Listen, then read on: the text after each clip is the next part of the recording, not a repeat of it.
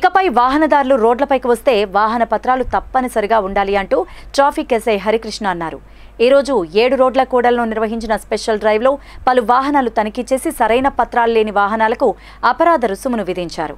Triple riding, అతివేగం వల్ల చాలా ప్రమాదాలు జరుగుతున్నాయని, యువత ఓవర్ స్పీడ్ను తగ్గించి పరిమిత స్పీడ్లో వాహనాలు నడిపి హెల్మెట్ ధరించాలంటూ సూచించారు.